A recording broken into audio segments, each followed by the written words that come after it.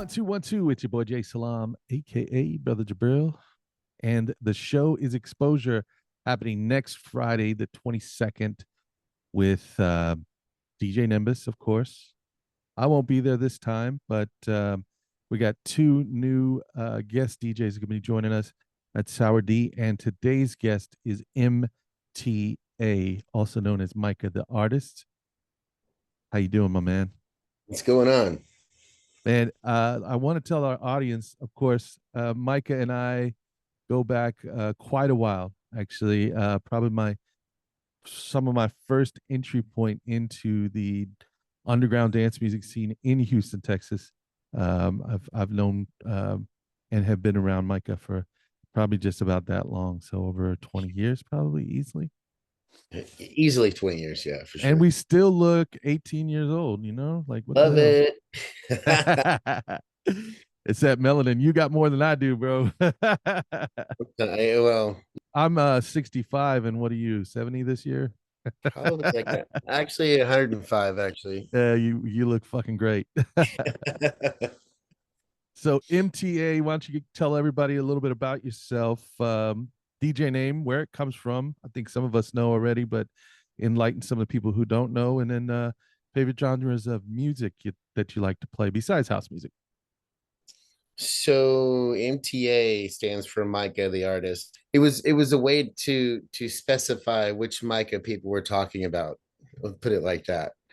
A lot of folks didn't understand which one they were talking to until I said, I'm the artist, Micah. Or people would say, oh, the artist, Micah, yeah, so that's me.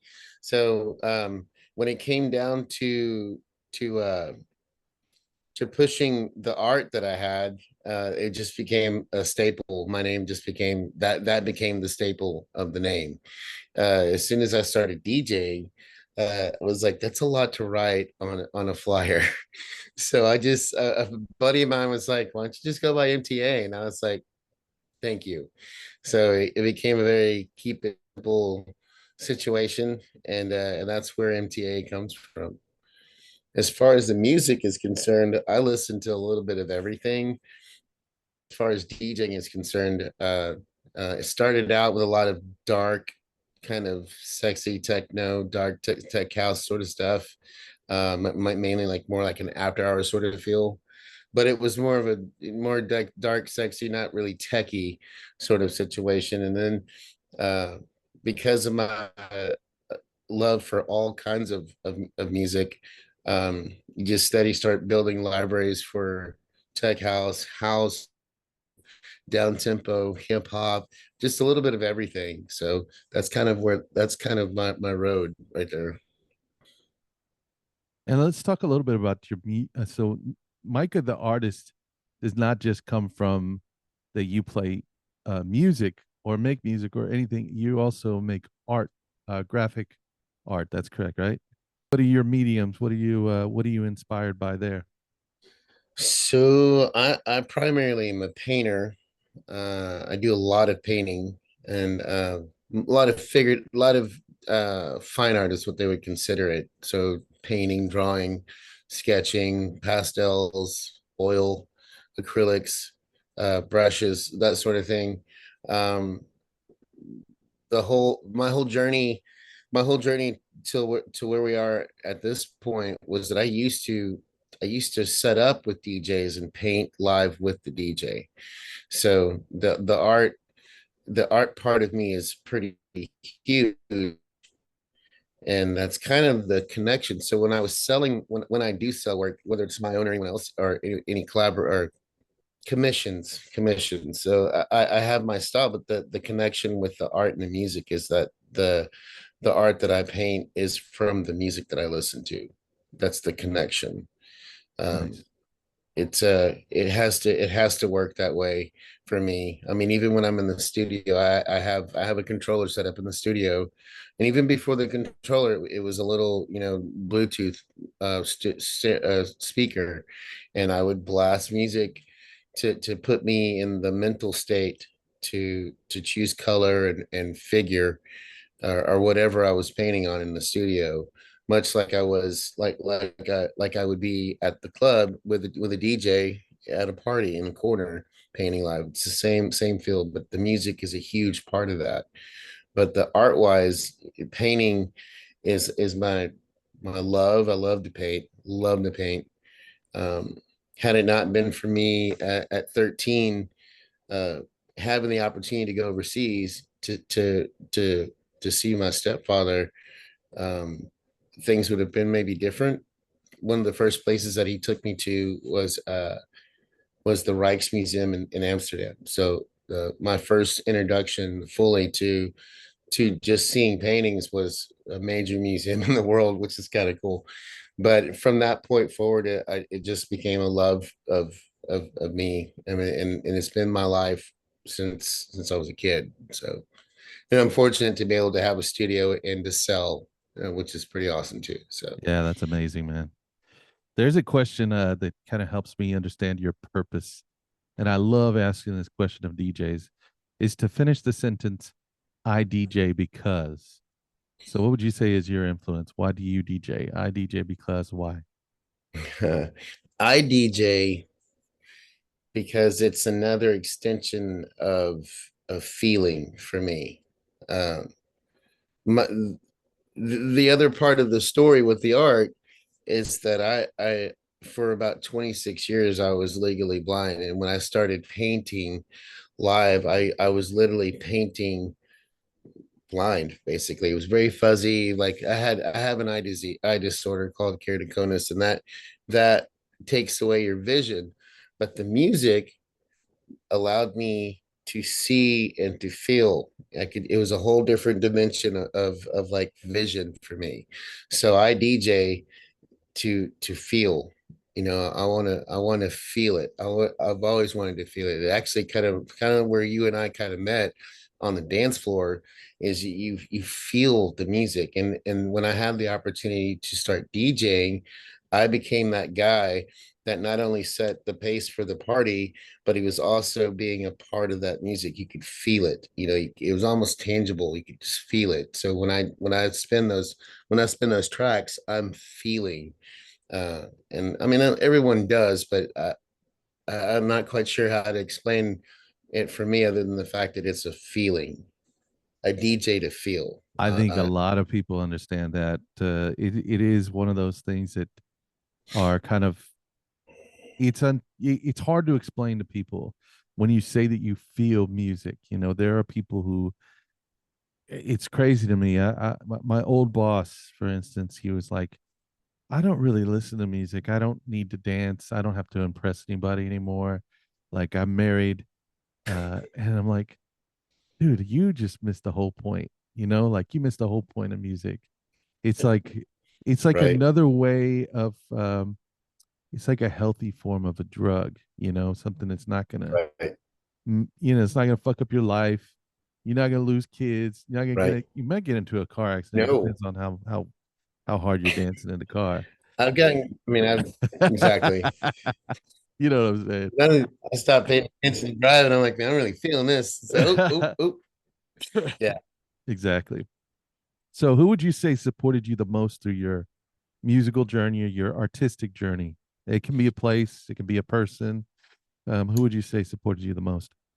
As far as art's concerned, my family's been pretty 100% behind me, fine art wise. Musically, the guy who taught me, um, his name's Jamie Cartwright. He spent we had the time and he was willing to teach me the ropes. The ironic thing about it, though, to be honest with you, is it has there's many people who supported me in that, but it's been weird because not necessarily at the time that I was actually DJing. I was spending more time with DJs. So and a lot of them thought that I already spun, and I didn't. But the journey started with the DJs that I used to hang out with back in the 90s, and then of course Jamie himself teaching me the ins and outs of how to make it look cool, I guess. I don't know.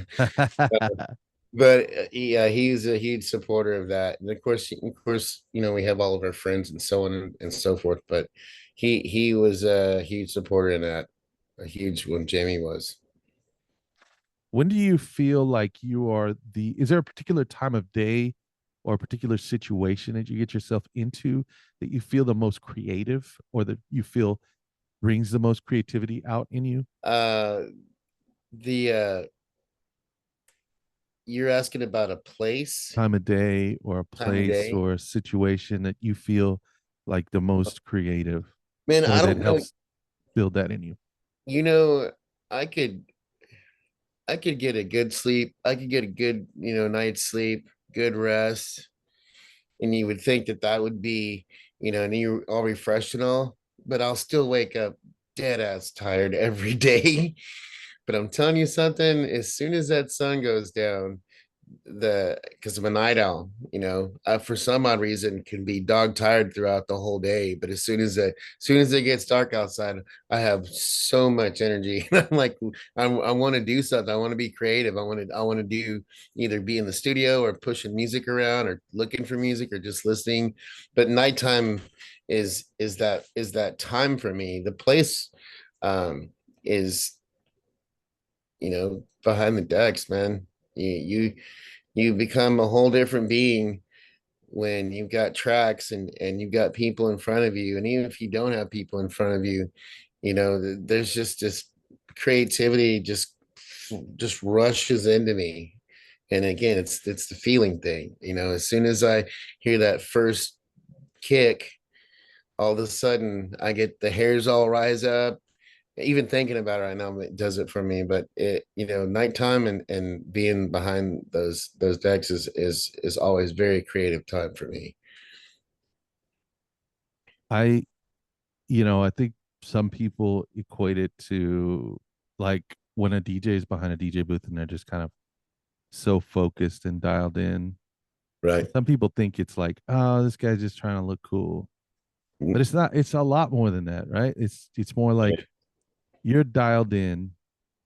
For me, I feel like there's a connection metaphysically, which is untangible, right? Right. Um, and so I'm trying to stay in tune with that.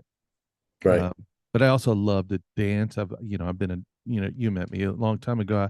I started as a house dancer, and so Right. like house music moves me. I wouldn't play it if I didn't enjoy it. Of course.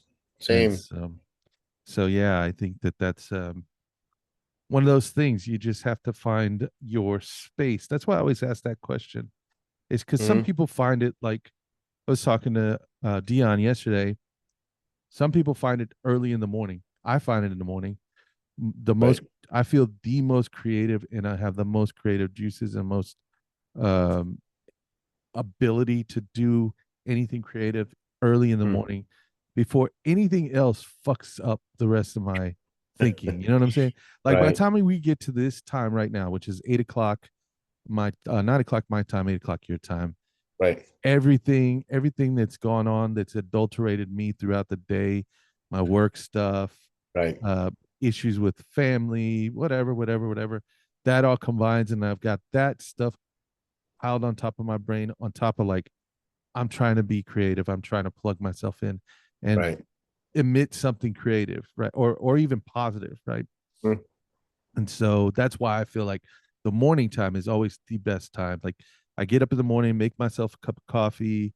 Right. I don't really eat breakfast in the morning. I have my breakfast later on, closer to the afternoon. Right. And so like I'm completely fasted. All I got is this jolt of energy from coffee. And I'm like, okay, let's go. Let's go. And Right. start doing things. I do like, especially for these podcasts, I'll do all the production, the post production work ahead of And time. And then all I got to do is pull this and then plug it in. And right. I feel like I've already accomplished so much before I even hit the door at my office. Yeah, that sounds so adult. I can't. I feel like I'm completely opposite of that, and obviously I am because you're a morning guy, I'm a night guy. But yeah, in reflection to what you just said, for me, I can go through the whole day with all the bullshit and all that kind of stuff. And by the time I think the reason why the nighttime is good for me creatively is because I've already shut down.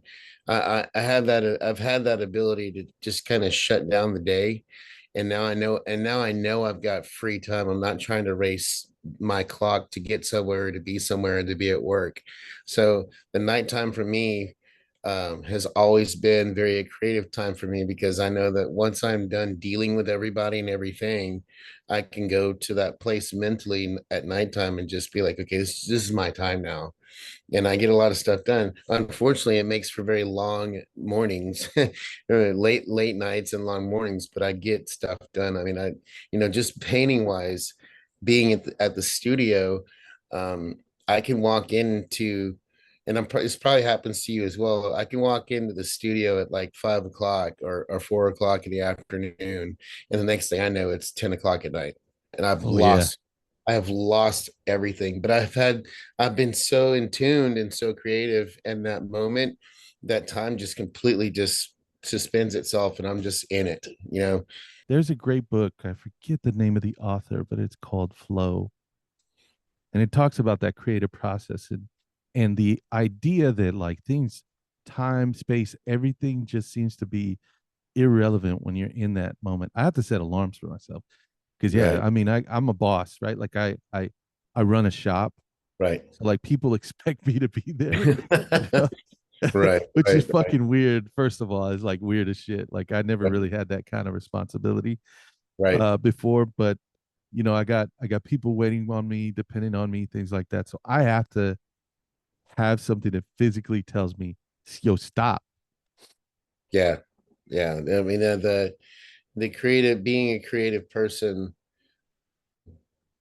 you you just kind of want to be free form. You want to be able to, if you didn't have that alarm clock, or I didn't have, what I have, we would just keep going.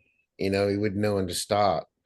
And luckily we have those stop points in ourselves, which is it's a godsend thing not to be that addictive addictive personality, because then it's in trouble. But when it depends on my addictions, who come with creativity, or completely strong, but having those stop points is what really helps out too. But like I said, I can go in the studio and lose track of time, and it's like, oh damn, it's late. I need to go home, you know.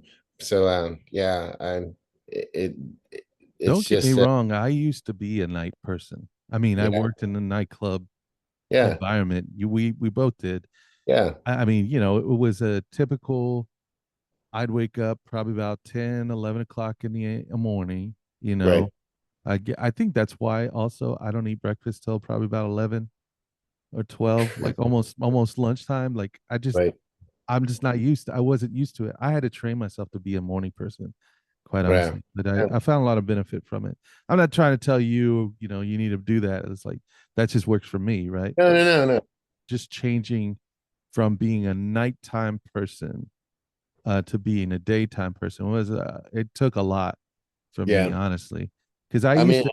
I mean, I run a business that is based off of my own personal. Like I build my book of business and I work it when I want to work it.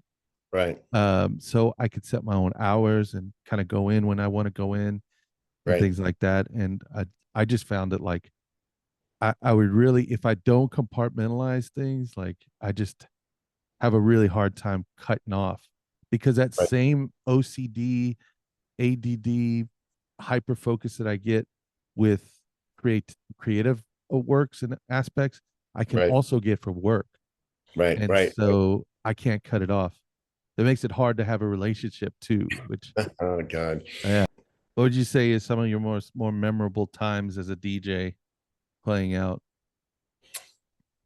Um, Man, some of the after hours that I used to spend were epic, man. I mean, and when you get that, when you're in the pole position spot, when you got that crowd coming in, it doesn't really matter what time it is. But when you got that spot on the slots on the DJ slots, and it's prime time, and you're like, oh, I'm about to throw down now. and you just start getting them, and it's just awesome. And the one of the, I guess it was a couple years back, I was DJing this after hours, and um, of course, it happened to be actually it happened to be around this time, the spring break, and everybody just showed up at the same time, and I just happened to be dropping that one track and just got him, and then it just kept rolling. And you can feel the energy coming off of the floor, because everyone's just getting it on the dance floor, and then you just keep dropping those tracks, and it's like, yes, finally, it works. Yeah, it's like, or it's like, yes, I picked the right music. It's crazy. This is great. You know what And I, I've always loved about the Houston scene? Because I've had the privilege of traveling all over the country and going to regular hours nightclubs and then after hours nightclubs. Most after hours, a lot of times after hours nightclubs in some places are just playing the same commercial stuff that everybody else is playing during the day, during the regular hours. But what so I love about Houston scene in particular, I think that clubs like Club Some, oh yeah, even even some of the gay clubs yeah, that kept the underground spirit of after hours alive. oh yes, And you really have this just, I mean, it's just fucking cool, man. I don't play that kind of music personally, but I right, like going out for it, if that makes sense. I don't play right, it myself because I don't feel like that's my voice musically, right. but I will go out for it. That's why one of the reasons why Joe Dismal is like one of my absolute favorite Houston DJs. You And know, he's a solid cat, I mean, the man. guy's amazing. He's like so unassuming. You think he's like, you know, you think he pulled up in a Harley Davidson and you know what I'm He's got that biker saying? vibe that's pretty Yeah. hardcore. Dude I is mean, so. but the dude plays the dopest tech Oh, and deep the fun part deep about Joe, tech and it's house music. the one thing that I learned from him on the way up into my little DJ career at this point was just keep it interesting. I mean, yeah, he's playing after hours, and it's hardcore techno, but it's not that same old same. And that's kind of where the layman comes in and goes, it just sounds all the same. Joe, man, and this is the artist in me saying this about him. He just starts painting this crazy picture with all these layers and the music, and it's just interesting. And I learned that's one of the things I learned from him and hanging out with him. And I'm never forget those nights where I'd be hanging out with him or any other DJ and just start really feeling and listening how they're layering these things and how they're making things look interesting and not, I think a lot of us probably were trying to run from the cliche, but then a lot of us were just what people think. This is what I'm going to play, and it's going to sound really cool. So maybe that Joe is awesome. I like that cat. Shout out Joe Dismal, man. That dude is he's the G, man. He really is. No I doubt. was at a party. I can't remember where it was, but I'm just sitting there. I don't even know the lineup. I just, a lot of times, like especially if I'm in Houston, I Right. just go to clubs, go to parties. Everybody tells me go here, I'll go there. You know, I Right. went and I was just like, dude, who is playing right now? Because you could hear like the layering and the Yeah. his phrasing is just, I mean, the guy's solid, man. And I turned around and I was like, is that Joe Yeah. Dismal? Shit. All right. Yeah. No, it makes sense now. And then I get out there, I start dancing, Yeah. and I, Yeah. probably a quarter tipsy was just like, dude, you are the fucking shit. He's like, what? Like, me like a soulful, screaming diva house music guy. Like, yeah, bro. Like, Yeah. I respect it. And that's what I meant to say like earlier is that like, you know, house music, underground music itself just has a home in Houston and sometimes even in Yeah. the after hours. Do you remember the days back when, Michael DeGrace Yeah. Oh man, the and those Grace. guys would just like rest in peace, Michael DeGrace, by the way. Yeah, for real. Miss that guy. Oh my God. He I got mean, he entertained us. oh He man, was and such he an amazing entertainer that like yeah. the people of the world missed out on some on a person like him, but I understood really quickly how what a special artist he is as a Yeah, DJ. So yeah, um yeah. so we got about 3 minutes. How do people find out about you? Websites or Instagram, social media? Yes, the best way is Instagram. It's uh at MTA underscore DJ is my handle on Instagram. Um, I have multiple Instagrams, but that's for the music. Um, the regular one is just at Micah the artist. Right. But the it's across the board for yeah, and even on and then also a Mixcloud, it's the same thing. It's MTA DJ on Mixcloud and SoundCloud as well. But Cool. yeah, Any those shout outs you want to give? uh not really. That's how old I am doing no Shout shout out to outs. mom. Uh Shout out to DJ Nimbus. what's up, mom? What's up, Nimbus? Shout out to Nimbus, man. He's a actually Nimbus for real. Uh he's very generous of his time with the knowledge that he has, and really appreciate that from him. And this is going to be a treat for me because I used to listen to him spin and burn it down for a long time. So this is cool. Me being able to hook it up, you guys, and I'm looking forward to it. But yeah, super shout out to Nimbus, man. He's dope. Yeah. Did you go to, were you part of the whole Zim scene My God, back in the you day? pulled a name out of the hat. Yeah, man. He used to Yeah, play out man. there at Zim's. Yeah, and that was a cool spot. Weird spot, but it was a cool spot. Yeah. Had a lot of cool art in it, though. I remember that stuff. But yeah, Zims was a spot. It was Yeah, definitely. a spot. Well, I appreciate your time, my man. I thank you for very much for spending some time with me. It was a great talk. We will Yes. see you on the dance floor in a couple weeks. Yeah, let's do it. All right, Let's brother. do it. Thank you very much. Get it. Peace out.